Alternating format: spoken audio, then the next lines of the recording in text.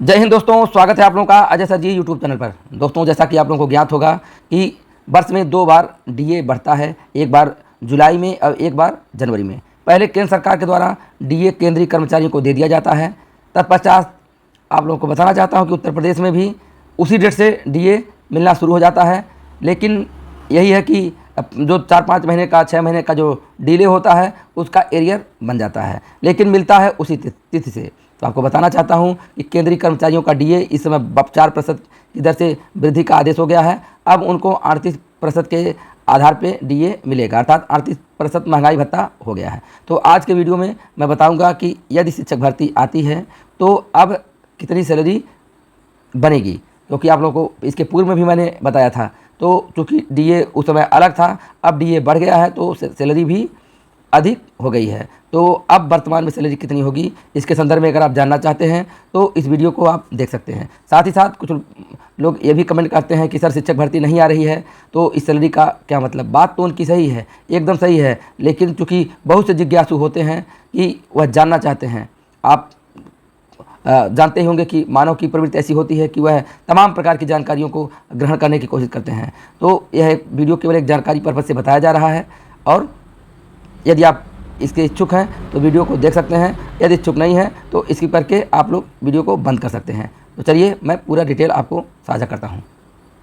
तो यहाँ देख लीजिए, वर्तमान में यहाँ देखिए 34% के आधार पे डीए मिल रहा है, लेकिन अब इसमें 4% की वृद्धि करके अब 34% से बढ़ा करके देखिए 38% कर दिया जा रहा है।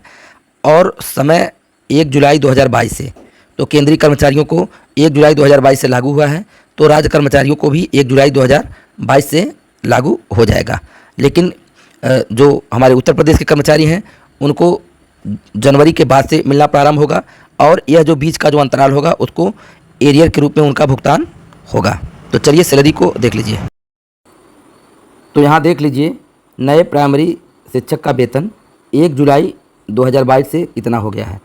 तो आपको बताना चाहता हूँ, जो प्राइमरी टीचर की जो नौकरी होती है उसका जो ग्रेड पे होता है 4200 ग्रेड पे होता है, और जूनियर शिक्षक का जो ग्रेड पे होता है वह 4600 हो जाता है, और इतना 4600 ही ग्रेड पे टीजीटी टीचर का भी होता है। पीजीटी टीचर का हो जाता है 4800 ग्रेड पे। ठीक है, अब आइए यहाँ सैलरी को देखते हैं। तो देखिए, बेसिक पे जिसको हम कहते हैं मूल वेतन, वह होता है 35,400 रुपये।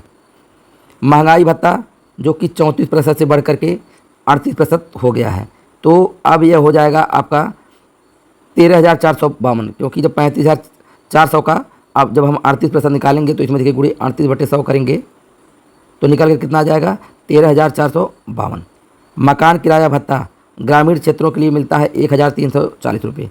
तो यहाँ जो एचआरए बताया जा रहा है वह ग्रामीण क्षेत्रों के लिए बताया जा रहा है, ग्रामीण क्षेत्रों के लिए। अगर नगर क्षेत्र है या नगर पंचायत है तो इसमें थोड़ा सा आप प्लस मान कर चलिए, आप 1,000 रुपया कम से कम प्लस इसमें मान कर चलिए। ठीक है, तो अब यहाँ आप देख लीजिए कि इसको अब जोड़ा जाएगा। इसको जोड़ने पे कुल सैलरी आ रही है 50,192 रुपये। इसके पूर्व में देखिए जीआईएस की कटौती 87 रुपये होती थी, लेकिन चूँकि जो नया आदेश है अब 2014 के बाद जिनकी नियुक्ति हो रही है तो 87 रुपया पर मंथ नहीं कटेगा, पुराने लोगों को कटेगा। तो ये 87 रुपया इसमें से कम हम नहीं कर रहे हैं।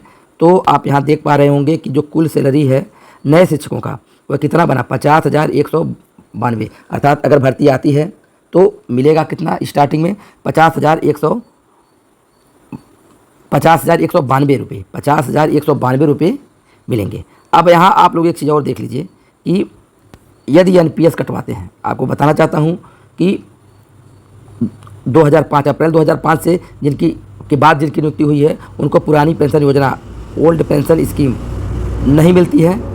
अब उनके लिए एनपीएस स्कीम लागू हुई है, अर्थात न्यू पेंशन स्कीम, जिसको हम नेशनल पेंशन सिस्टम भी कहते हैं, लागू हुई है। इसमें क्या होता है, किस तरह से कटता है पैसा। अगर कटवाना चाहते हैं एनपीएस तो बेसिक पे प्लस डीए का 10% कटता है।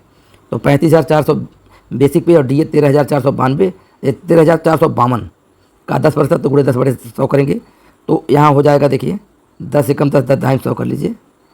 अब इसको जोड़ने पे आएगा 48,852 में, अब गुणे 1/10, अब 10 से भाग पड़ जाएगी तो हो जाएगा 4,885 रुपये 20 पैसे, 20 पैसे को छोड़ दीजिए तो हो जाएगा 4,885 रुपये। अब यहाँ देखिए 4,885 रुपये, यहाँ देख लीजिए यह पर मंथ सैलरी से कटेगा।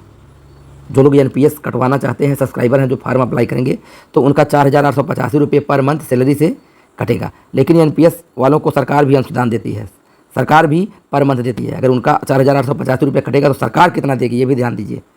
सरकार का अंशदान 14% वर्तमान में सरकार दे रही है, तो 48,852 का जब 14% करेंगे तो 6,839 रुपये, अर्थात यह सरकार भी इतना पर मंथ क्या करेगी, अंशदान देगी किनको, जो कि एनपीएस अपना कटवाएगा। जो नहीं कटवाएगा तो उनको यह लाभ से वह वंचित हो जाता है।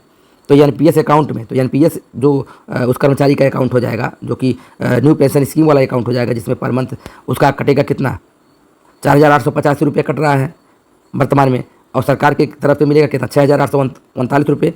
तो इसको जोड़ने पर हो जाएगा 11,724। तो 11,724 पर मंथ कहाँ जा रहा है, उसके एनपीएस अकाउंट में जाएगा उसका। ठीक है, अब यहाँ देख लीजिए, अब जब वो एनपीएस कटवाएगा कर्मचारी तो अब उसके सैलरी अकाउंट में कितनी सैलरी आएगी। तो यहाँ देख लीजिए, एनपीएस काटने के बाद सैलरी अकाउंट में प्रतिमाह आने वाली धनराशि अब 50,192 रुपये तो पूरा सैलरी है, जिसमें से एनपीएस अगर कटवाएंगे तो 4,885 रुपया माइनस करना पड़ेगा, तो हो जाएगा 45,307। यानी कि 45,307 रुपये यह प्रतिमाह मिलेंगे किनको, जो लोग एनपीएस कटवाएंगे।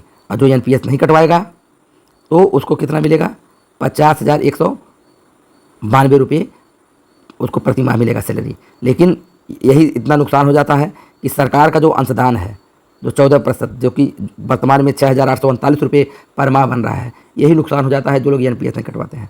तो स्वैच्छिक है, जो लोग चाहेंगे कटवाएंगे, जो लोग नहीं चाहेंगे नहीं कटवाएंगे।